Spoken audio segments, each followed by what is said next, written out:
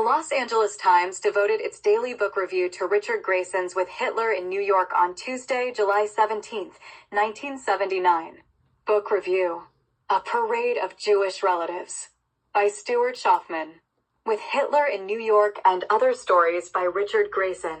Taplinger, $7.95. How to get a bead on Richard Grayson, the young Brooklynite who here offers 27 eccentric but noteworthy short stories. Yes, his fiction is experimental, which is to say it displays only selective respect for literary conventions and tends to be published in magazines with names like Confrontation and Bellingham Review. Genre aside, however, Grayson often resembles an astigmatic photographer who, searching desperately for the focus, twists his lens this way and that, finding a good setting only at random moments. A telling detour en route to the stories.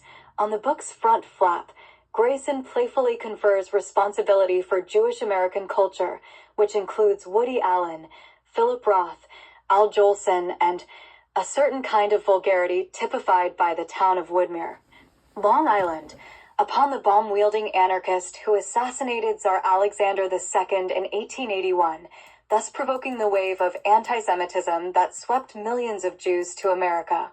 So if you have any complaints about With Hitler in New York, he writes, address them to the anarchist. I take no responsibility for this whatsoever. Parlorful of relatives. We thus anticipate a satirist, but encounter instead a coy but compulsive autobiographer with a parlorful of predictable Jewish relatives, all the way up to great-grandma Chaika who watches Dinah Shore. Grayson sketches his kin with the customary mix of scorn and love, but to make them as fascinating to us as they apparently are to him, he needs to work harder. And it is not enough to portray the young artist as soap opera protagonist, as the author does in many stories. Alexander's anarchist may have made Richard Grayson inevitable, but he did not make him special. What is special, though, is Grayson's gift for dreaming up outrageous premises. In the title story, a frolicsome Fuhrer lands at Kennedy on a cut-rate Laker flight, sips an egg cream, pushes his American girlfriend into a swimming pool. You're a sadist, you know that? Ellen says to Hitler. Or consider Chief Justice Berger, teen idol. Coming next month. Everything you ever wanted to know about Warren Berger. Secret facts. Complete judicial record. How to make him love you. But the Berger Astrovolta gags go on interchangeably, and next comes a piece in which Abraham Lincoln is a big klutz who hates to shave and complains that he's sick of flapjacks. After reading a lame spoof of those bisexual albino Sikh same personal classifieds, we begin to suspect that Grayson is shaking funny ingredients together like dice. By the odds, good numbers will sometimes come up. Story as character. The most affecting piece in the collection is a wry and self-knowing one entitled, But in 1,000 Other Worlds, in which the main character is the story itself.